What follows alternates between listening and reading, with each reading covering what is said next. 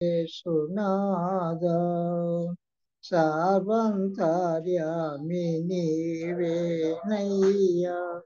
సకల సృష్టికి కర్తవు నీవే స్తుతులకు కారణభూతుడ నీవే సతతము నిన్నే స్తుతింతునయ్యా నమ్మదగిన నా యేసునాథ. వందనాలు అమ్మా. వందనాలు. Thank you. వందనాలు. సమయంలో అందరం వాక్యం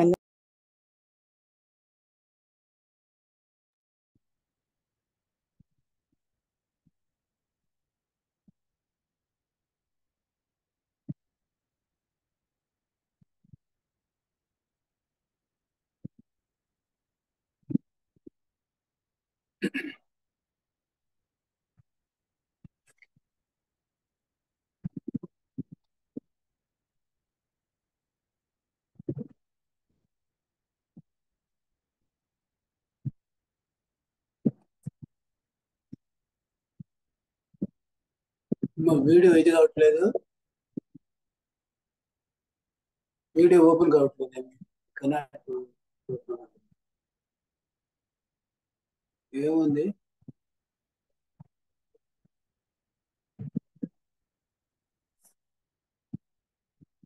హలో,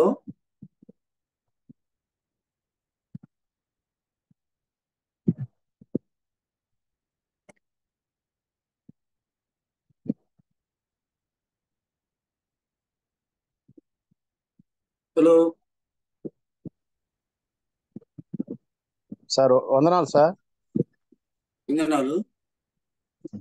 వీడియో ఓపెన్ కావట్లేదు.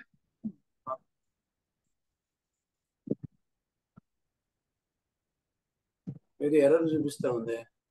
చిన్ని నెట్వర్క్ ఎర్రర్ ఉంటుంది చూడండి.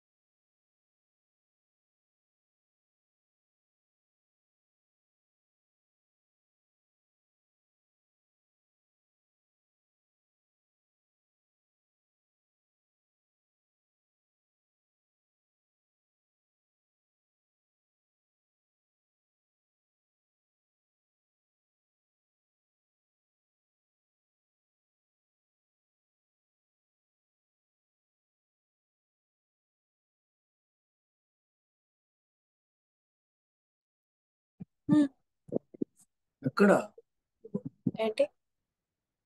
Connect start your video. Okay.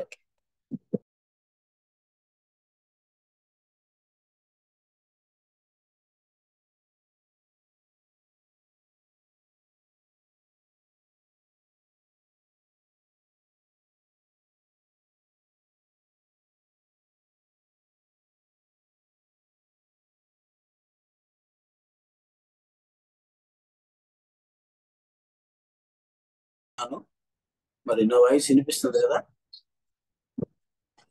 వినిపిస్తుంది కదా? మరి ఈ సమయంలో చిన్న ప్రార్థన చేసుకుని దేవుని వాక్యంలో పెడతాం. ప్రేమగల మా తండ్రి, కృపగలిగిన దేవ యేసయ్య, నీకే స్తుతులు స్తోత్రాలు వందనాలు చెల్లించుకుంటున్నాం.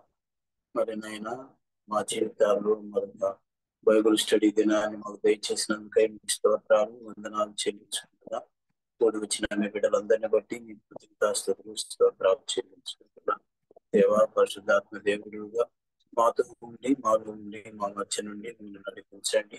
ఆటంకపరిచే ప్రతి అంధకార శక్తులను సాధారణ శోధనను నజరేయుడైన దూరపరచండి ప్రభా.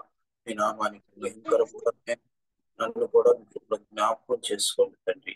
ఆయన మీ పునరుద్ధాన శక్తిని బట్టి మీ ఆత్మ నింపుదలను బట్టి మీ వాక్యము ప్రకటన చేయడానికి నాకు సహాయం చేయండి. ప్రతి విధమైనటువంటి ప్రాబ్లమ్స్ ఏమీ లేకుండా ప్రభావ మీరే మాకు సహాయం చేయండి. మీ ప్రభుల హస్తాలకు అప్పచెప్పు యేసు నామములో స్తుతించి ప్రార్థిస్తున్నాము పరమ తండ్రి. ఆమేన్. సమయంలో మీకు అందరికీ ప్రభు నామములో వందనాలు. ఈ సమయాన్ని దేవుడు మనకు అనుగ్రహించినందుకే దేవుని స్తుతిస్తూ ఉన్నాను. మరి సమయంలో మనము 22వ ఎపిసోడ్ లోకి వచ్చినాము. మనము పోయిన వారంలో మనం 1 యోహాను పత్రిక 3వ అధ్యాయం 7వ వచనం వరకు మనం ధ్యానం చేసుకోగలిగినాం. 3 వచనాలు మరి 5, 6, 7 వచనాలు ధ్యానం చేసినాం. ఈ రోజు మనం 8, 9 వచనాలు ధ్యానం చేసుకున్నాం. 3వ అధ్యాయం 1 యోహాను పత్రిక 3వ అధ్యాయం మరి 8, 9 వచనాలు బైబిల్ తెలిసిన వారు దయచేసి చదవండి. 8, 9 వచనాలు చదువుతున్నాము. అపవాది మొదట నుండి పాపము చేయుచున్నాడు గనుక పాపము చేయువాడు అపవాది సంబంధి. అపవాది యొక్క క్రియలను లయపరచుటకై దేవుని కుమారుడు ప్రత్యక్షమాయను. దేవుని మూలముగా పుట్టిన ప్రతి వానిలో ఆయన బీజము నిలుచును గనుక వాడు పాపము చేయడు. వాడు దేవుని మూలముగా పుట్టినవాడు గనుక పాపము చేయజాలడు. మంచిదండి. ఇక్కడ మనం 2 వచనాలు పోయినసారి 5, 6, 7 వచనాల్లో ఒక్కొక్క వచనంలో 2 విషయాలను చేసుకొని మొత్తం 3 వచనాల్లో 6 విషయాలు మనం పోయినసారి ధ్యానం చేసుకుంటారా. ఈ సమయంలో కూడా మనము ఈ 2 వచనాల్లో 8, 9 వచనాల్లో కూడా ఒక్కొక్క వచనంలో 2 విషయాలను మనం చేసుకున్నాం. సమయానుగుణంగా మనం ధ్యానం చేసుకున్నాం. మనం ఎక్కువగా ఏదేదో కాదు, కానీ ప్రతి వచనాన్ని మనం విపులంగా విరిచి పంచిపెట్టమని ప్రభుని అడుగుతాం. కాబట్టి ఈ వచనాలు కూడా మనం విరిచి మనము పంచుకోవటానికి ప్రభు సహాయం చేసేటట్టు మనము ముందుకు సాగాల్సిన వారు ఉంటున్నాం. కారణం ఏమిటంటే మనం పెద్ద తెలివి గలవాళ్ళం కాదు. నా మట్టుకు నేనైతే పెద్ద తెలివి గలవాడిని కాదు, కానీ దేవుని కృపను బట్టి మీ మీద నుంచి ఈ యొక్క వాక్యాన్ని వివరించగలుగుతూ ఉన్నాను. అది కేవలం దేవుని ఇచ్చేటటువంటి జ్ఞానాన్ని బట్టి. అందువలన మనము చిన్న చిన్న విషయాలే, చిన్న వచనాలే, ఈ వచనాలను మనం విభజించుకున్నప్పుడు ఎన్నో సత్యాలను మనం తెలుసుకోగలుగుతాం. ముఖ్యంగా ఈ పత్రికలు 3 కూడా, అంటే యోహాను రాసిన పత్రికలు 3 కూడా ప్రభుని ఎందు విశ్వాసం ఇచ్చినటువంటి విశ్వాసులకు, ప్రభు బిడ్డలకు తెలియజేసినటువంటి మాటలు. అందువల్ల తప్పనిసరిగా ప్రభుని ఎరిగినటువంటి మనము ఈ యొక్క సత్యాన్ని మనం గ్రహించాల్సిన వారంగా ఉంటూ ఉన్నాం పిల్లలు.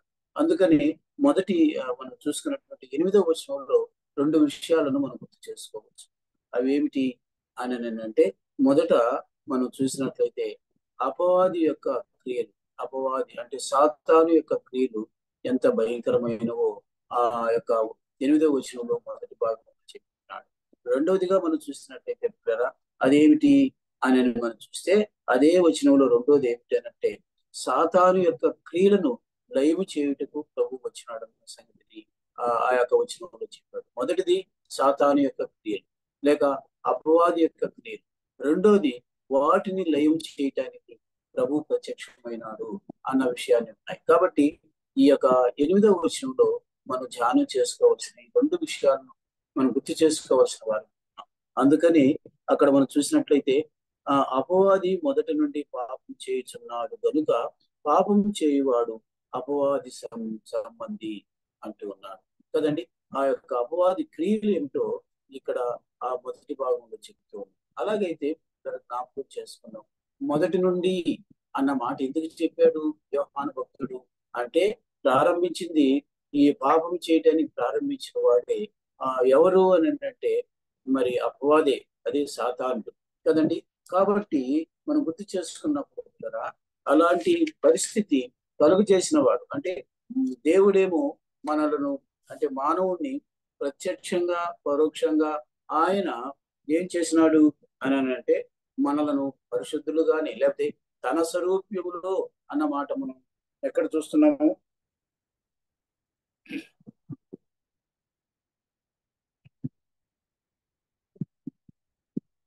ఎక్కడ చూస్తున్నాం అంటే ఆది కాండంలోనే మనం చూస్తున్నాం. తన వారి సారూప్యంలో మానవుణ్ణి ఆయన సృజించుకున్నాడు కదండి.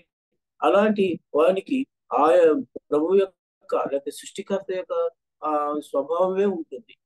కానీ ఏం చేసినాడు ఈ యొక్క సాతానుడు అంటే పాపం చేయటానికి పురుకొల్పినాడు కదండి.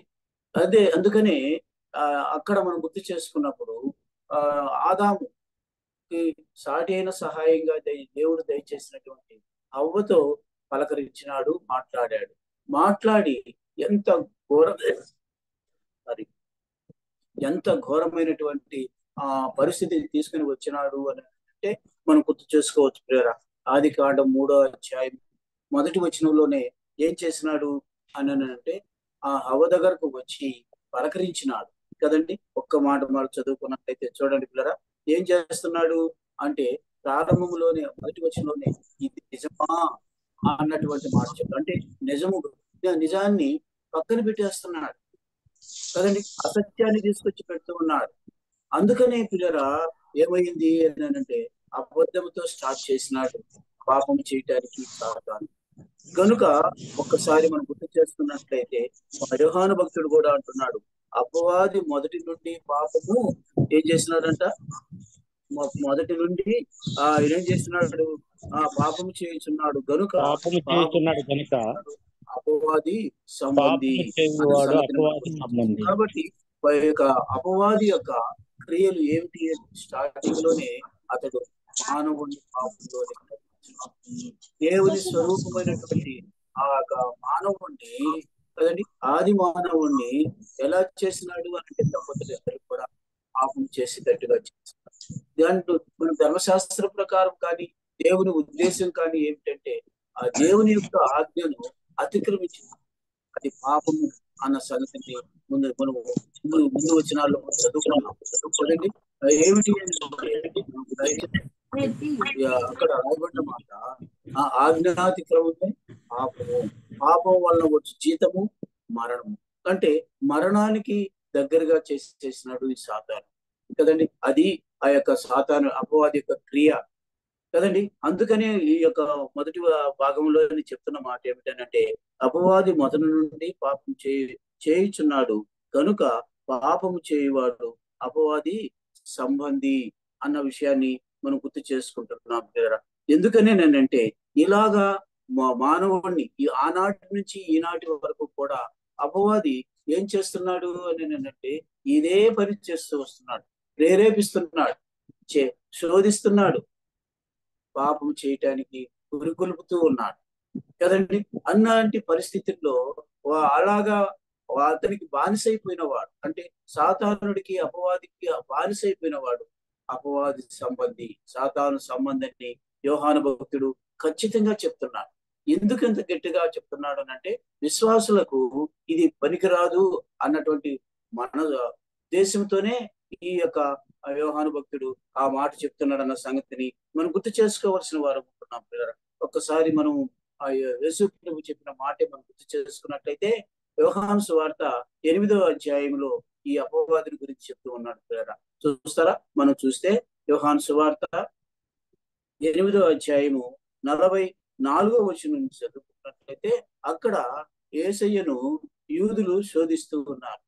ఎంత వ్యతిరేకంగా మాట్లాడుతున్నారంటే చెప్పలేము, అంతగా మాట్లాడుతూ ఉండేటప్పుడు వారి దగ్గర యేసయ్య మాట్లాడిన మాటలు కొన్ని చూడండి పిల్లరా. ఏమంటున్నాడు అని అంటే యోహాను సువార్త 8వ అధ్యాయము 44వ వచనం నుంచి చదవండి.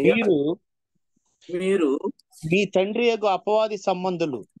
చూసారా, ఒక్కసారి చెప్పేసినాడు కదా. ఏం చెప్తున్నాడు అని అంటే మీ తండ్రి అయిన అపవాది సంబంధులు చదివయ్యాయి. ఇంకా ఏం మీ చెప్తున్నాడు? తండ్రి దురాశలు నెరవేర్చగోరుచున్నారు.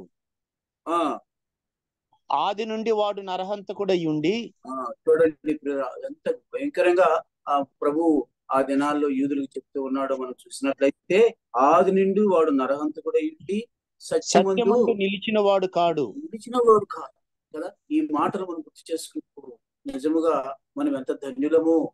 సాతాను బంధకాల్లో నుంచి మనం విడిపించినాం ప్రభు యొక్క కృపను బట్టి, ప్రభు యొక్క దయను బట్టి, ప్రభు యొక్క వాత్సల్యతను బట్టి, ప్రభు యొక్క కరుణా సంపన్నతను బట్టి ఈ దినాన ప్రభువులారా ప్రియులారా మనం అలాగా దేవుని సాతాను బంధకాల నుంచి తప్పింపబడ్డా ఉన్నటువంటి ఆ యొక్క సత్యాన్ని మనం గ్రహించే వారంగా ఉంటున్నాం. అందుకని ఇక్కడ వాళ్ళతో చెప్తున్నాడు, వాడు సత్యమందు నిలిచిన వాడు కాడు, వాని యందు సత్యమే లేదు. అక్కడ సత్యమే లేదు. వాడు అబద్ధమాడినప్పుడు తన స్వభావం అనుసరించి మాట్లాడును. వాడు అబద్ధములకు జనకుడై ఉన్నాడు, తండ్రి అయి ఉన్నాడు, జనకుడై ఉన్నాడు. కాబట్టి పిల్లలు జ్ఞాపకం చేసుకున్నాం. యోహాను భక్తుడు కూడా ఈ 8వ వచనంలో మొదటి భాగంలో చెప్తున్న మాట మనం గ్రహించినట్లయితే, ఎవరు పాపం చేయవాడు, ఎవరు సంబంధి కదండి, ఎవరి బంధువు, లేకపోతే ఎవరి గుంపులో ఉన్నాడు అని అంటే అక్కడ రాయబడిన మాట మనం గుర్తు చేసుకున్నప్పుడు అపవాది సంబంధి అన్న విషయాన్ని గుర్తు చేస్తాం. అందుకు మనం ఇంకొక దగ్గర కూడా యేసయ్య ఇదే సువార్తలో ఈ మాట చెప్తూ ఉన్నాడు. చూస్తారా? మనం చూసినట్టు 10వ చూసినట్లయితే ఎలాగూ సాతాను మనల్ని ఇబ్బంది పెడతాడో కూడా అక్కడ యేసయ్య చెప్తూ ఉన్నాడు. 10వ అధ్యాయం 10వ వచనంలో చూస్తే చాలా స్పష్టంగా చెప్తూ ఉన్నాడు. ఏమంటున్నాడు? దొంగతనమును, హత్యను, నాశనమును చేయుటకు వచ్చును గాని, నాశనమును చేయును గాని మరి దేనికి రాడు. ఏమంటున్నాడు? మరి దేనికి కదండి. కాబట్టి దొంగిలించటము ఇంకో మాట కూడా చెప్తున్నాడు, హత్య, నాశనము. 3 వాడి దగ్గర ఉంటాయి. వాడు సొత్తయ్యే వాటిని ఏం చేస్తాడు అని అంటే అవిశ్వాసులకు కదండి. ఇంకా చెప్పాలని అంటే ప్రభువు నమ్ముకొని బలహీనంగా ఉండే వాళ్ళకు కూడా దాన్ని చూపిస్తాడు. అది చూపించినప్పుడు హీనులుగా ఉండేవాడు కదండి. ఒక విధంగా విశ్వాసులుగా ఉండేవాడు త్వరగా అది యొక్క చిక్కి వెళ్ళిపోతారు కదండి. ఆ క్రియలు వాడికి ఉన్నటువంటి క్రియకి వీరు అంతలో అందుకని విశ్వాసులైనటువంటి బిడ్డలకి చెప్తాను ఏంటంటే, వీళ్ళరా ఈ యోహాను భక్తుడు చెప్తున్న మాట ఇక్కడ చూసినట్టే ప్రభువే చెప్పిన మాట ఇది ఏమిటంటే, దొంగతనమునకును ఇంకా ఏమంటున్నాడు, హత్యను చేయుటకు, నాశనమును చేయుటకు వచ్చును గాని రాడు, దేనికి రాడు.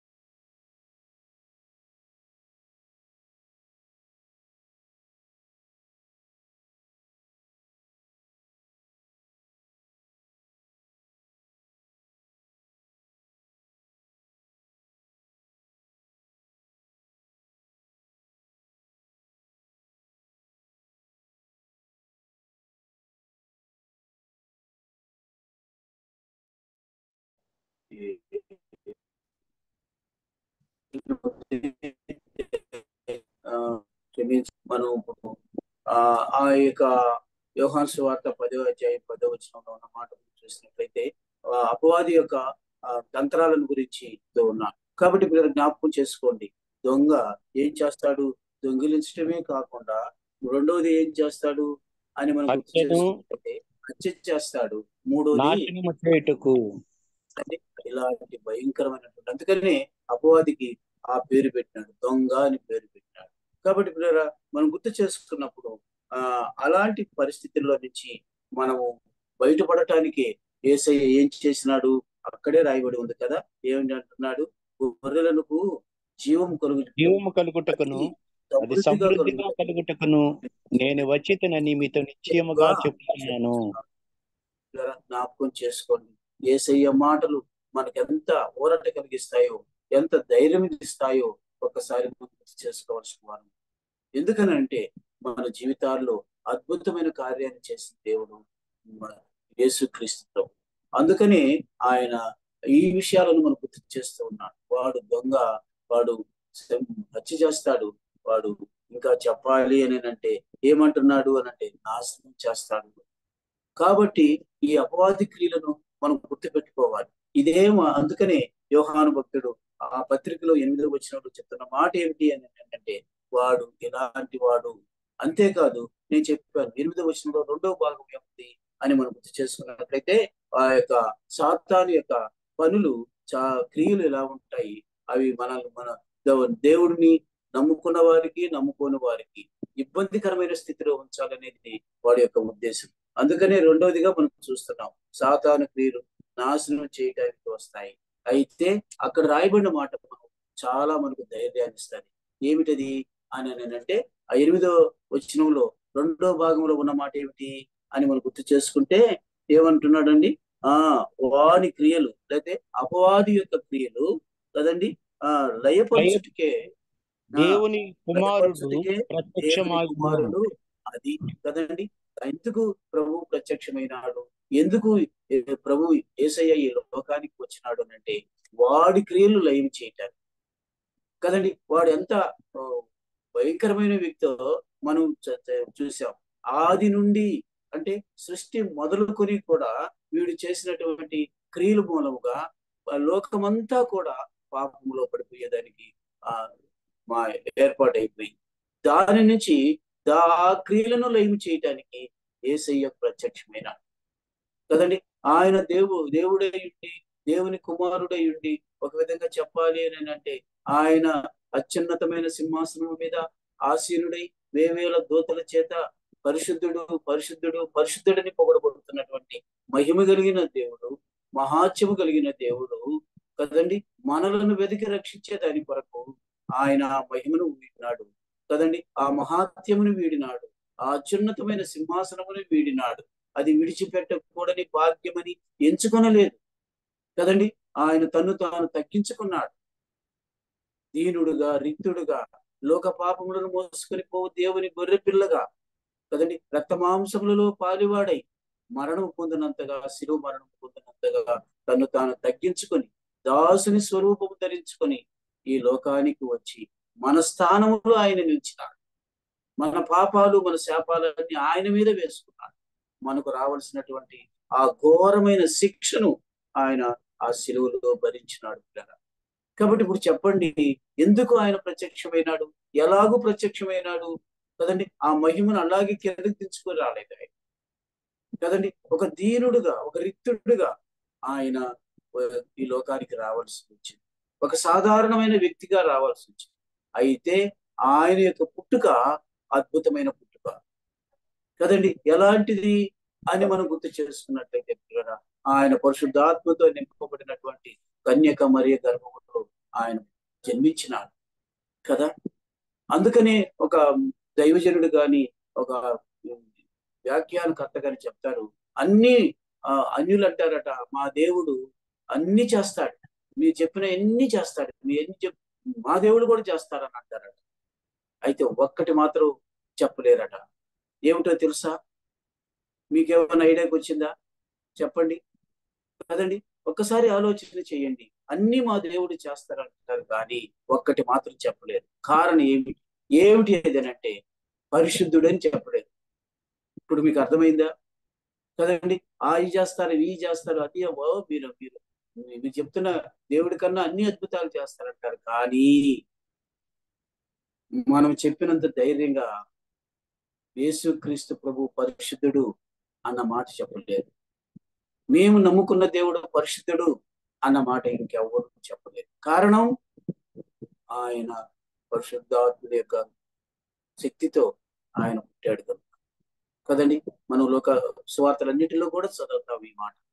కాబట్టి అలాంటి ఆ పరిశుద్ధుడైన దేవునిలో మనం ఉన్నాము కనుక ఇప్పుడు చదవండి, ఆ సాతాను యొక్క క్రియలను లయము చేయటానికి కదండి ఆయన ప్రత్యక్షమైనాడన్న సంగతిని మనం గుర్తు చేసుకోవాల్సిన వారు ఉంటున్నాం పిల్లరా.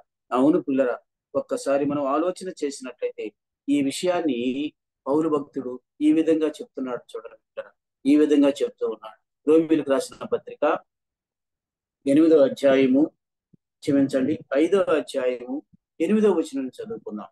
రోమీయులకు రాసిన పత్రిక చూడండి, ఇవన్నీ మనం ధ్యానం చేసినవే, అయినా కూడా ఇందులో ఎంత గొప్ప మర్మాలు ఉన్నాయో ఆ విషయాన్ని మనం గుర్తు చేసుకోవాల్సిన వారు ఉంటున్నాం. రోమీయులకు రాసిన పత్రిక 5వ అధ్యాయం 8వ వచనం చూడండి పిల్లలు, ఏమి రాయబడి ఉందయ్యా? అయితే దేవుడు మన ఎడల తన ప్రేమను వెల్లడిపరుచుతున్నాడు. తన ప్రేమను వెల్లడిపరుచుతున్నాడు. ఎట్లనగా మనమింకను పాపులమై ఉండగానే క్రీస్తు మన కొరకు చనిపోయెను. చూసారా, జ్ఞాపకం చేసుకో కదా, మనము ఇంకనూ పాపులముగా ఉండగానే, అపవాది క్రియల వలన మనము పాపాత్ములుగానే ఉండగానే కదండి. చదవయ్యా, ఇప్పుడు ఏం రాయబడింది? మనం ఇంకనూ పాపులమై ఉండగానే ఏం జరిగింది? క్రీస్తు మన కొరకు చనిపోయెను. ఇది మొదటిది.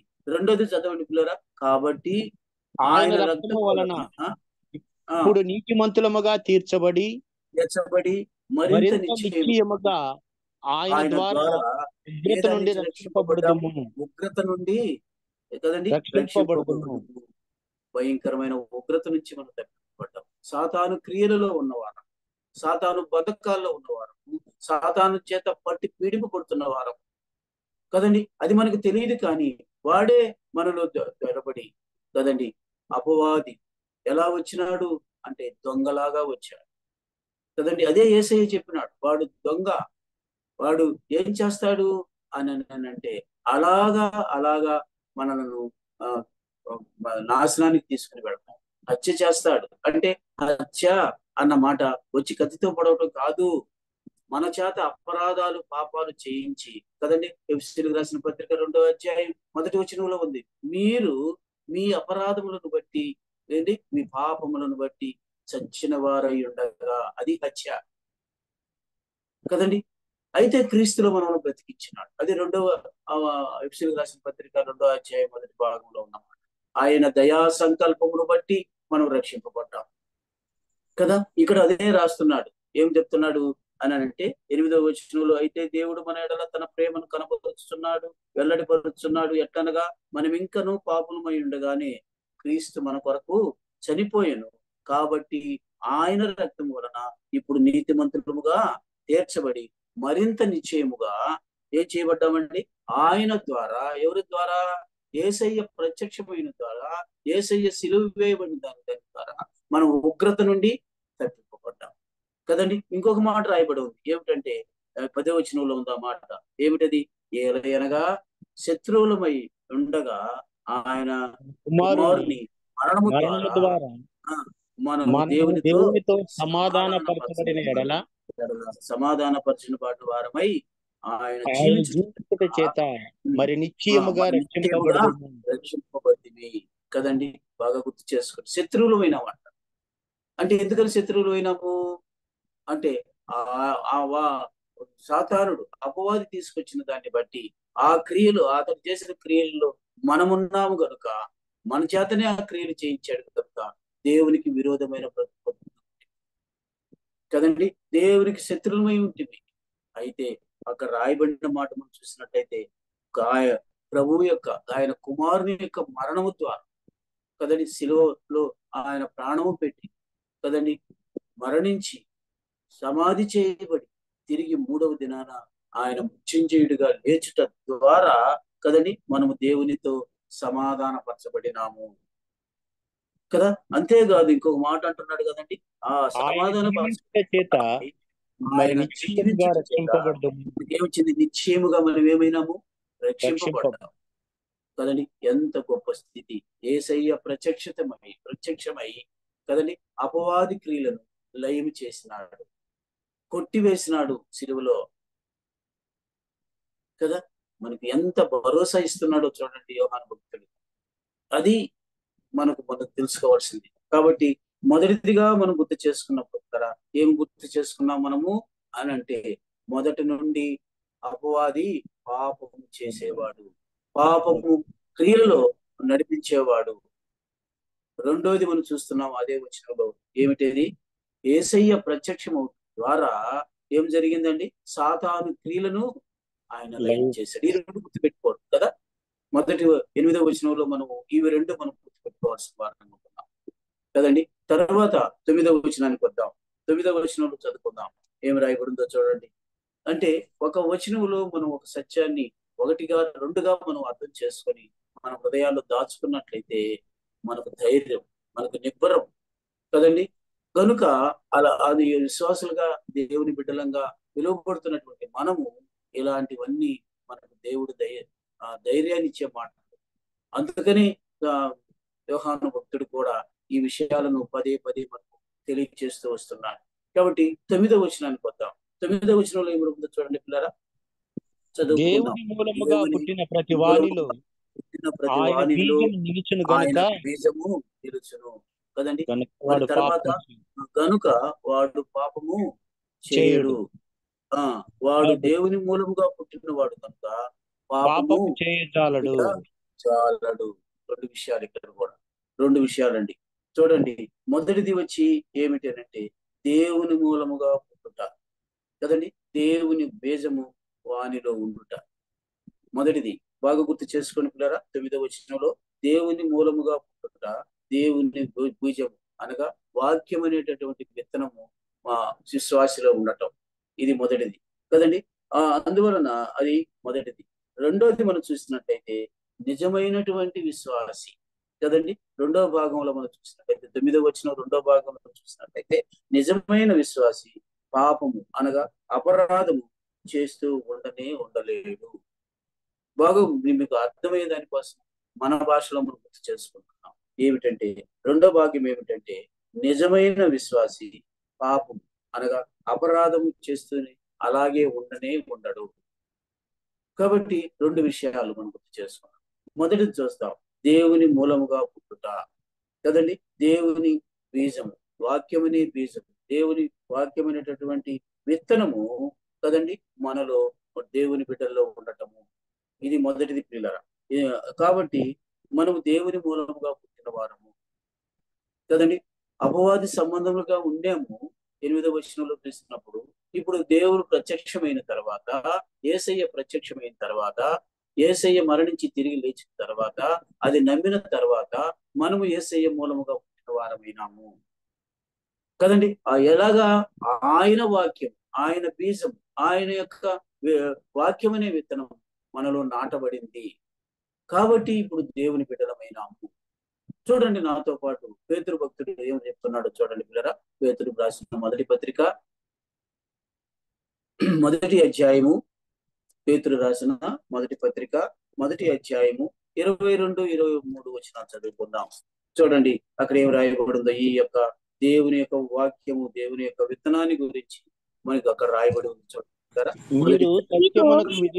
చేత మీ మనస్సులను పవిత్రపరచుకున్న వారయుండి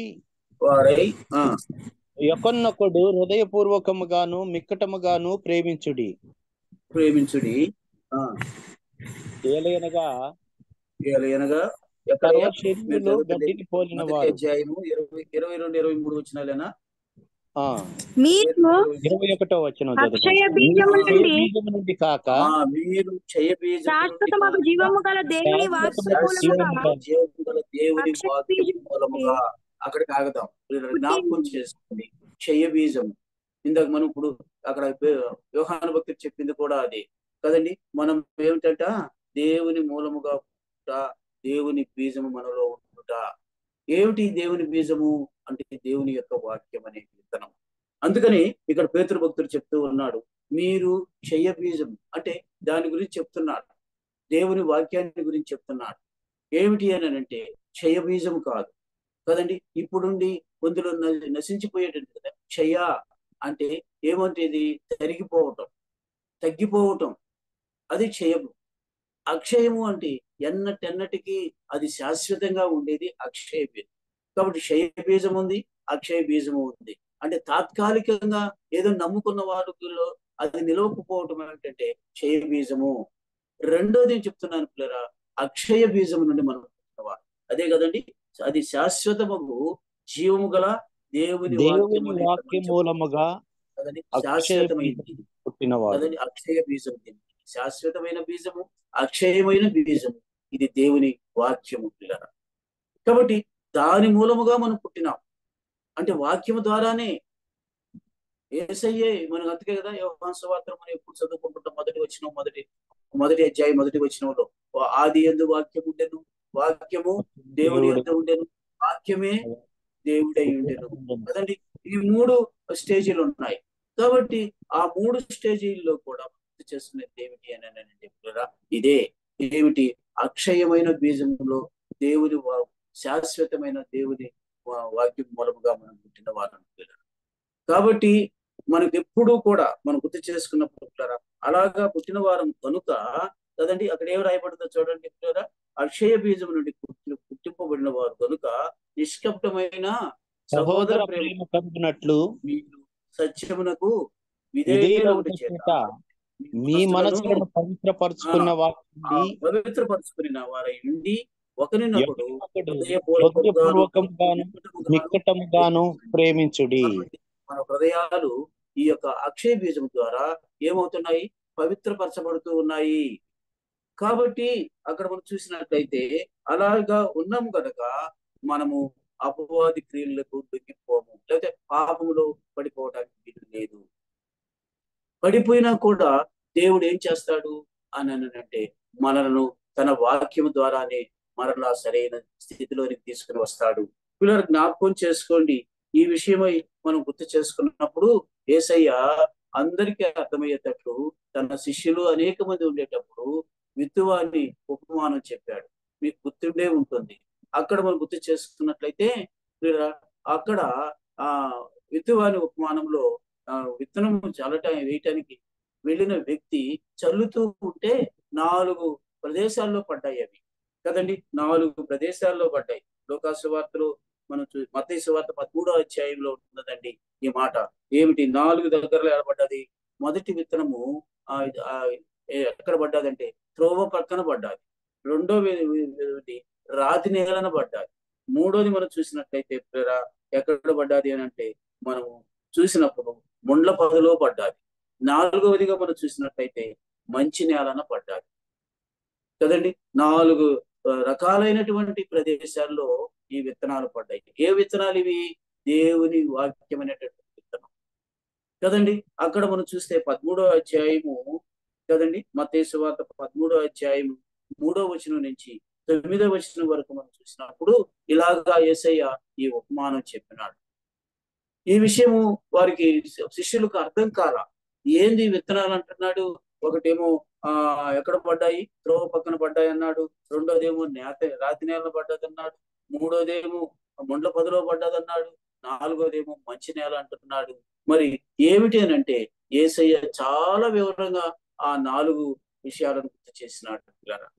ఎలాగ గుర్తు చేసినాడు అని అంటే అవన్నీ కూడా మనం ఇప్పుడు సమయం లేదు, కానీ ఒక్కసారి మనం ఆలోచన చేసినట్లయితే అలాగూ చేసిన పడ్డాయి.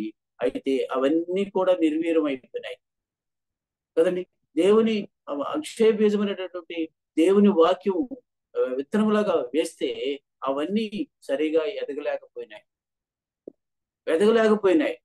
చూస్తారా, అక్కడ అంత చదువులేము, కానీ 23వ వచనం చదువుకున్నాం. మత్తయి సువార్త 13వ అధ్యాయము 23వ వచనం చదువుకుందాం.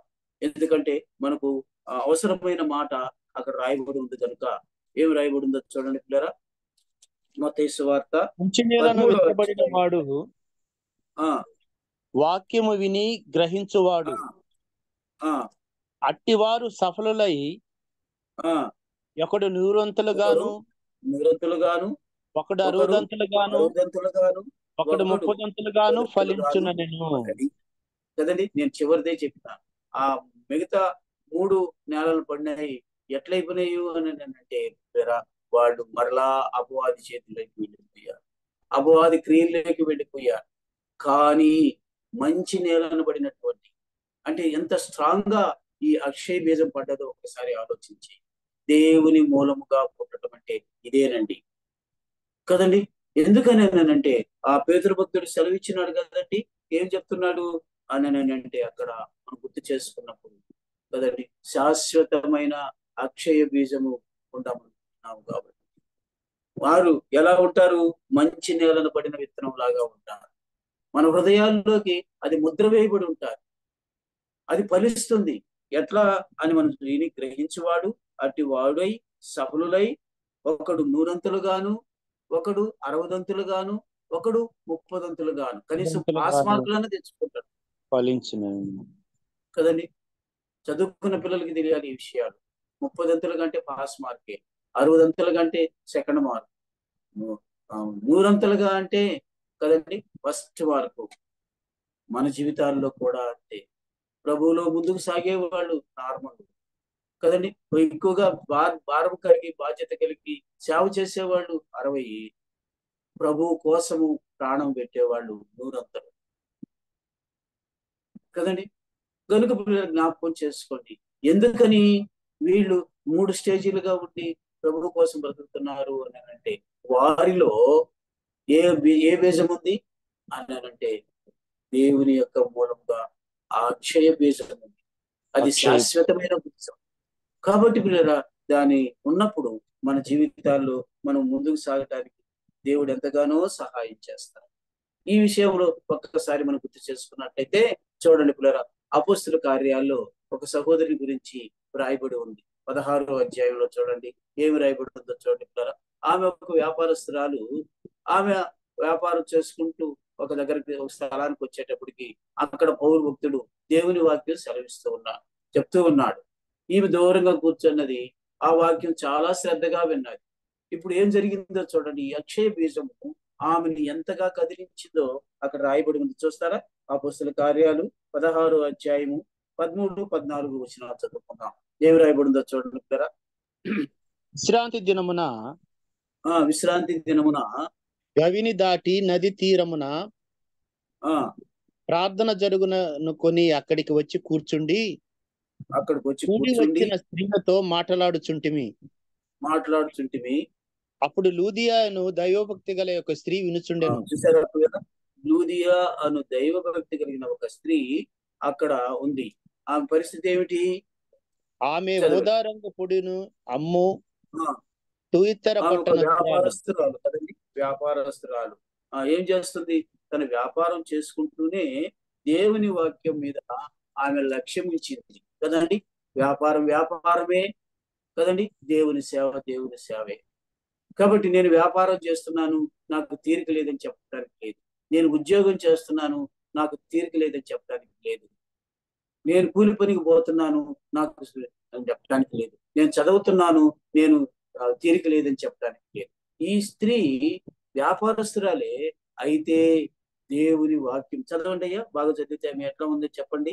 ఓదారంగు పొడును అమ్ము తుయతైర పట్టణస్తురాలు, ప్రభు ఆమె హృదయం గనుక పౌలు చెప్పిన మాటల యందు ఏముంచిందండి? లక్ష్యం ఉంచింది కదా, లక్ష్యం ఉంచింది.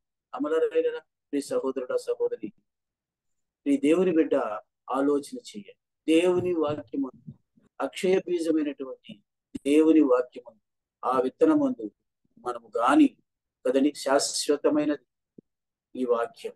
ఈ శాశ్వతమైన వాక్యం మీద మనం లక్ష్యం ఇచ్చినట్లయితే ఎంతగా ఫలిస్తాము అంటే 100 ఫలిస్తాము, 60 ఫలిస్తారు, 30 ఫలిస్తారు. దయచేసి గమనించండి పిల్లరా, ఏదో నిర్లక్ష్యం చేయబాకండి కదండి. దేవుని సేవ చేస్తున్నాం అంటారు కానీ దేవుని వాక్యం వినడానికి శ్రద్ధ చూపించరు కదా. ఎంత భయంకరమైన పరిస్థితి. నువ్వు ఇతరులకు ఏం చెప్తావు? ముందు నీవు దేవుని వాక్యం మీద లక్ష్యించాలి. ఆ తర్వాత నువ్వు ఇతరులకు చెప్పిన దానికి ఒక ప్రతిఫలం చూస్తావు. అలా కాకుండా ప్రియరా, కదండి. నా ఇష్ట ప్రకారం నాకు తీరిక లేదని నువ్వు కూర్చున్నావు అనుకోండి, వినేవాళ్ళకు కూడా మాకు కూడా తీరిక లేదేవయ్యా అని చెప్పేది. కాబట్టి జ్ఞాపకం చేసుకోండి, ఈ సమయంలో మనము ప్రతిదీ కూడా కదండి మనము అనుసరించి ఇతరులకు చెప్పేదానికి మనం సిద్ధపడాలి కదా. ఇక్కడ చూడండి పిల్లరా, ఈమె ఏం చేసింది? లక్ష్యం ఉంచింది. దేవుడు ఆమె హృదయాన్ని తెరిచినాడు. తర్వాత ఇంకో మాట ఉంది కదా, ఆమెయు ఆమె ఇంటి వారును బాప్తీసం పొందినప్పుడు క్రియ మొదలైందా లేదా కదని, ఫలము వస్తుందా లేదా? నూరంతలుగా 60 30 ఫలించడం అంటే ఆమె ఇంటి వారు కూడా బాప్తీసం తీసుకున్నారు. అంతేకాదు పిల్లలు ఇంకేమంటున్నాడు? వారిని దైవజనులు కూడా తన ఇంటికి ఆహ్వానిస్తూ ఉంది. మీరు రోమిలు రాసిన పత్రిక చివరి అధ్యాయంలో కూడా చూస్తే అక్కడ కూడా రాయబడింది. ఈ యొక్క అపొస్తలుల కార్యాల్లోనే మనం చూస్తే ఆమె ఇంట సంఘం కూడా ఏర్పడ్డదని రాయబడి. అలాగైతే సహోదరుల సహోదరి ఒక్కసారి ఆలోచన చేయండి. నేను అనుకుంటాను, మరి ఈ ఇంట్లో ఎంతమంది ఉన్నారో కదండి. ఆమెకు బంధువులు, భర్త, పిల్లలు, అంతేకాకుండా బంధువులు ఎంతమంది ఉన్నారే కానీ మరి ఆ ఇంట్లో ఒక సంఘంగా ఏర్పడ్డారు కదండి. ఆలోచన చేద్దాం. అందుకని నా ఇంటికి వచ్చి ఉండుడని ఎవరిని వేడుకున్నది? దైవజనుల్ని బలవంతము చేసను అని రాయబడి. చేసుకుందాం పిల్లరా, ఇలాంటి గొప్ప స్థితి దేవుడు మనకి ఇస్తాడన్న శక్తిని మనం గుర్తు చేసుకోవాల్సిన వారు. కాబట్టి 9వ వచనంలో మొదటి భాగం గుర్తు చేసుకున్నాం. దేవుని మూలముగా పుట్టుట కదండి, దేవుని అక్షయ బీజంతో ముందుకు సాగుట అన్నది మొదటిది 9వ వచనంలో. రెండవ భాగంలో మనం చూసినట్లయితే నిజమైన విశ్వాసి కదండి. ఆ యొక్క 9వ వచనంలో 2వ విషయంలో చూస్తే వాడు దేవుని మూలముగా పుట్టినవాడు కనుక పాపము చేయజాలడు అన్న విషయాన్ని మనం గుర్తు చేసుకుంటాం. మొదటిదేమో కదండి, ఆయన బీజము నిలిచను కనుక వాడు పాపం చేయుడు అంటున్నాడు. రెండోదిగా మనం చూసినట్లయితే వాడు దేవుని మూలముగా పుట్టినవాడు కనుక కదండి పాపము చేయజాలడు. ఇది 2వ భాగం పిల్లరా. అవును పిల్లరా, నూతనమైనటువంటి కదండి స్వభావం కలిగిన వారు ఎలా ఉంటారు అని మనం గుర్తు చేసుకున్నట్లయితే పిల్లరా, అలాగూ ప్రభువులో ఎదుగుతారు, పక్కకు తొలగరు కదండి. తొలగినా కూడా ప్రభు వారిని సరైన రీతిలో నడిపిస్తాడు. ఈ విషయాన్ని మనం పౌలు భక్తుల ద్వారానే విందాం. చూడండి నాతో పాటు ఎఫెసీయులకు రాసిన పత్రిక 4వ అధ్యాయము 22వ వచనం చదువుకున్నాం కదా. అక్కడ చూడండి 22, 23, 24 వచనాలు మనం గుర్తు చేసుకుంటే, కావున మునుపటి ప్రవర్తన విషయంలోనైతే మోసకరమైన దురాశ వలన చెడిపోవు నీ ప్రాచీన స్వభావమును వదులుకొని నీ చిత్తవృత్తి యందు నూతన పరచబడిన వారై నీతియు యథార్థమైన భక్తియు గలవారై దేవుని పోలిక సృష్టింపబడిన నవీన స్వభావమును ధరించుకొనవలెను.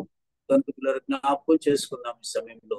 ఇలాగూ మన జీవితాల్లో కూడా మనం గుర్తు చేసుకున్నట్లయితే ఇలాంటి గొప్ప స్థితిని దేవుడు మనకి ఇచ్చేవాడు ఉంటున్నాడు. కాబట్టి నూతన స్వభావంతో మనం ముందుకు సాగాల్సిన వారు.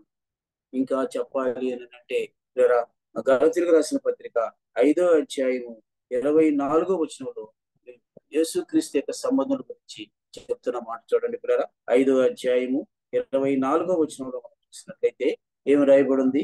గలతీయులకు రాసిన పత్రిక క్రీస్తు యేసు సంబంధులు శరీరమును దాని ఇచ్చలతోనూ దురాశలతోనూ సిలువ వేసి ఉన్నారు. మనము చాలు కదండి. మనం గుర్తు చేసుకున్నట్లయితే క్రీస్తు యేసు సంబంధులు. అంతకుముందు ఏం చూసినాము? అపవాది యొక్క సంబంధం గురించి చూసినాము. ఇప్పుడు క్రీస్తు యేసు సంబంధమైనాము కనుక ఎలా ఉంటామంట మనము కదండి. ఒక్కసారి మనం గుర్తు చేసుకున్నప్పుడు మనము ఎలా ఉంటాము అని గుర్తు చేసుకున్నాం. ఇట్టి వారి విరోధమైన విషయం ఏమీ లేదు. క్రీస్తు యేసు సంబంధులు శరీరం దాని ఇచ్చలతోనూ సిలువ వేసి ఉన్నారు. జ్ఞాపకం చేసుకున్నాం. అందుకే మన జీవితాల్లో మనం ముందుకు సాగుతూ ఉండేటప్పుడు ఒక్క మాట మనం గుర్తు చేసుకోవాలి. అపవాది క్రియలు చాలా భయంకరమైనవి.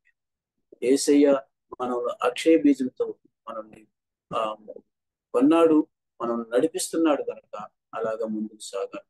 అందుకని చివరిగా సామెతల గ్రంథము 4వ అధ్యాయము 14వ వచనం చూసినట్లయితే స్పష్టంగా ఈ యొక్క సామెతల గ్రంథకర్తలతో ఉన్నాడు. ఏమి చెప్తున్నాడో తెలుసా? భక్తిహీనుల త్రోవను చేరకము, కదండి, దుష్టుల మార్గమున నడవకము. రెండోది ఏమంటున్నాడు దాని యందు ప్రవేశింపక తప్పించుకుని దాని నుండి తొలగి సాగిపోము. తొలగిపోవండి అంటున్నాడు. కాబట్టి భక్తిహీనులు ఎవరు అని అంటే వారు అపవాది సంబంధం కదండి. ప్రభు బిడ్డలు ఎవరు అని అంటే జ్ఞాపకం చేసుకోండి, ప్రభు యొక్క అక్షయ బీజం చేత మనము నాటబడిన వారు. కాబట్టి ఇలాంటి గొప్ప స్థితిని దేవుడు మనకి ఇచ్చినాడు కనుక ప్రభువులో మనం ముందుకు సాగాల్సిన వారు. కాబట్టి 8వ వచనంలో 2 మాటలు, అలాగే మనము 9వ వచనంలో 2 మాటలు మనం గుర్తు చేసుకున్నాం. ఇవన్నీ కూడా విశ్వాసులకు కావలసినటువంటి అద్భుతమైన శ్రేష్టమైన విషయాలు కనుక మన హృదయంలో దాచుకొని అపవాది తంత్రాలకు మనం లొంగిపోకుండా ప్రభు యొక్క నామంలో ముందుకు సాగాలని ప్రభు పేరిట మనం చేసుకుంటూ ఈ వాక్యాన్ని ముగిస్తూ ఉన్నాం. దేవుడి కొద్ది మాట కొరకై దీవించిన కాక మీకందరికీ కూడా ప్రభు నామంలో వందనాలు చెల్లించుకుంటూ నేను ముగించుకుంటూ ఉన్నాను. వందనాలు. అందరికీ వందనాలు.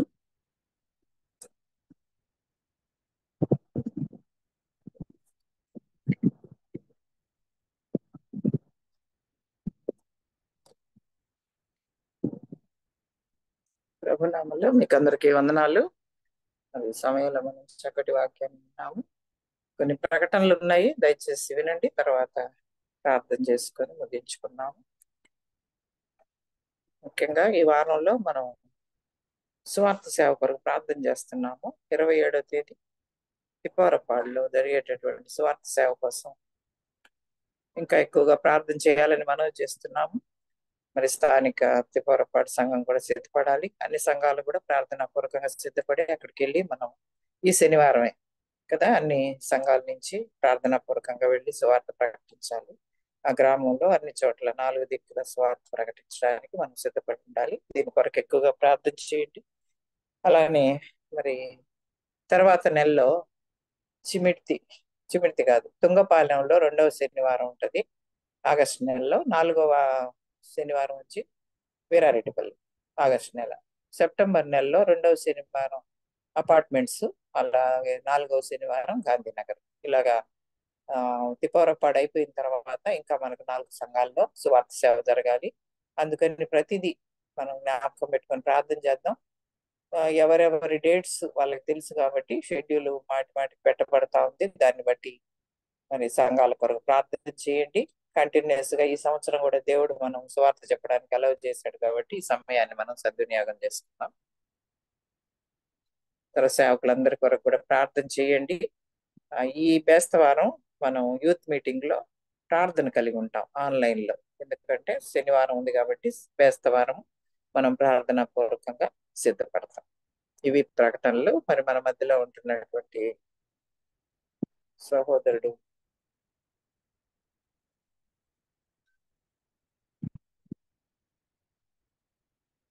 సురేష్ ప్రార్థన చేస్తే మనం ముగించుకుందాం.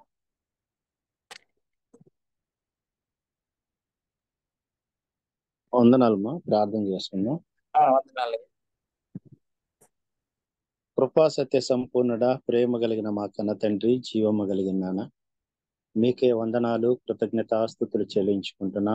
మీరు మాకు ఇవ్వబడినటువంటి ఆయుష్ కాలంలో ఈ దినము కూడా తండ్రి ఉదయకాలం నుంచి ఇప్పటి వరకు కాపాడి రక్షించి భద్రపరిచి నానా మాకును మా కుటుంబాలకును నానా క్షేమాన్ని మీరు దయచేసినందుకు వందనాలు చెల్లించుకుంటున్నా.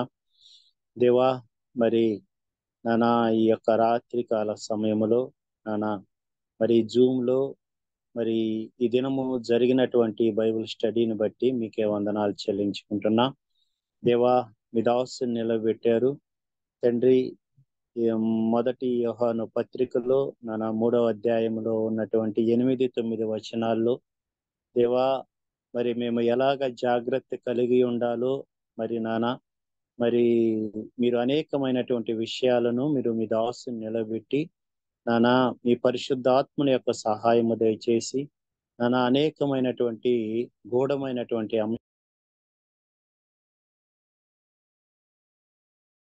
వందనాలు కృతజ్ఞతాస్తుతులు చెల్లించుకుంటున్నామయ్యా. మరి నానా మేము నాన్న ఎలాగూ పుట్టామో అన్నటువంటి విషయాలను కూడా మీరు మాకు తెలియచేసినందుకు వందనాలు. మేము ఎలాగున ఈ భూమి మీద బ్రతకాలో మీరు మాకు తెలియచేసినందుకు వందనాలు. మమ్మల్ని కాపాడేదానికి సాతాను యొక్క క్రియలను లయం చేయడానికి నానా మీ కుమారుడైనటువంటి యేసుక్రీస్తు ప్రభువారు ఈ భూమి మీద ప్రత్యక్షమైన విధానం బట్టి వందనాలు చెల్లించుకుంటున్నాం. జాగ్రత్త కలిగి నానా ఈ భూమి మీద మీరు అక్కడ కొరకు ఎదురు చూడగలిగేటటువంటి భాగ్యాన్ని మీరు మాకు దయచేయమని వేడుకుంటున్నాం. ముందున్న దినాల్లో దేవా మీ దాసునికి నాన్న మంచి ఆరోగ్యాన్ని, శక్తిని, బలాన్ని దయచేయండి. నాన్న మమ్మల్ని బలపరుస్తున్నందుకు వందనాలు. నానా మీరు మాకు తండ్రి, సంఘ కాపరిగా అంత మాత్రమే కాదు ఆత్మీయ తండ్రిగా మీరు మాకు అనుగ్రహించినందుకు వందనాలు చెల్లించుకుంటున్నాం. దేవా చేస్తున్న పరిచర్యను దీవించండి, ఆశీర్వదించమని వేడుకుంటున్నాం. దేవా ఈ దినం మీరు ఎంతమంది అయితే మీ మాటలు విన్నారో వారి హృదయంలో ఆ మాటలను ఉంచుకుని నా ముందున్న దినాల్లో మీ కొరకు బ్రతకగలిగేటటువంటి కృపను దయచేయమని వేడుకుంటున్నాం. దేవా మిమ్మల్ని స్తుతిస్తున్నాం. మరి జూమ్ లో జాయిన్ అయినటువంటి ప్రతి బిడ్డను మీరు దీవించి ఆశీర్వదించి మీ పని కొరకు బలంగా వాడుకోమని వేడుకుంటూ ప్రార్థన చేస్తున్నాం. అలాగే తండ్రి మరి ఈ పరిచర్యను జరిగిస్తున్నటువంటి నానా ఈ జూమ్ ను మరి నానా మరి చక్కగా నడిపిస్తున్నటువంటి నానా మీ కుమార్తె విజయ సిస్టర్ని జ్ఞాపకం చేసుకోండి. మరి నానా సిస్టర్కి మంచి ఆరోగ్యాన్ని దయచేయండి. నాన్న తన కుటుంబాన్ని అంతటిని మీరు దీవించి ఆశీర్వదించమని వేడుకుంటున్నాం. మీ పరిచర్యలో వాడబడుతున్నటువంటి అమ్మకు కూడా మంచి ఆరోగ్యాన్ని, శక్తిని, బలాన్ని దయచేయండి. మీ కాపుదలు ఉంచండి దేవా. మరి దూర ప్రాంతంలో ఉన్నటువంటి మీ కుమారుడు డానీని జ్ఞాపకం చేసుకుని తన కుటుంబాన్ని దీవించి ఆశీర్వదించండి. నానా మరి సంఘాల్లో జరుగుతున్నటువంటి సువార్త పరిచర్యలకు మీ సహాయం అనుగ్రహించమని నానా రేపు 27వ తేదీ నానా తిప్పవరపాడు సంఘంలో సువార్త పరిచర్య జరగాలి. మీరే చక్కగా జరిగించమని, సంఘాన్ని సిద్ధపరచమని, గ్రామంలో ఉన్న ప్రతి బిడ్డని జ్ఞాపకం చేసుకుని దర్శించమని వేడుకుంటున్నాం. ప్రతి అవసరతను యేసుక్రీస్తు నామంలో దయచేయమని వేడుకుంటూ ప్రార్థన చేస్తున్నాం. దేవా ఈ రాత్రికాల సమయంలో నాన్న మీరు మాకు తోడుగా ఉండండి. మా కుటుంబాలను జ్ఞాపకం చేసుకోమని, సాతాను శక్తులను మీ నామంలో దూరపరిచి మీ రక్షణ, మీ కాపుదల ప్రతి బిడ్డ కుటుంబానికి దయచేయమని దేవా. ఒకవేళ మీరు అక్కడ ఆలస్యం అయితే మరలా ఇలాగున నాన్న మీ యొక్క సన్నిధిని అనుభవించగలిగే కృపను మాకు దయచేయమని యేసుక్రీస్తు అతి పరిశుద్ధమైన నామములో స్తుతించి ప్రార్థించి బ్రతిమలాడి వేడుకుంటున్నాం మా కన్న తండ్రి. ఆమేన్. వందనాలయ్యా. Thank you. ప్రారంభ ప్రార్థన చేసిన ప్రేమరత్నకి, అలాగే పాట పాడిన యోసేపన్నకి, చివరి ప్రార్థన చేసిన సురేష్కి, మధ్యలో కూడా చదివి వినిపించిన వారికి కూడా ప్రభు నామములో వందనాలు చెల్లిస్తున్నాను. ముగించుకున్నాను. అందరికీ వందనాలు. వందనాలమ్మా. గిరిజమ్మ వందనాలు, బాబన్న వందనాలు, ప్రేమరత్న వందనాలు, యోసేపన్న వందనాలమ్మా.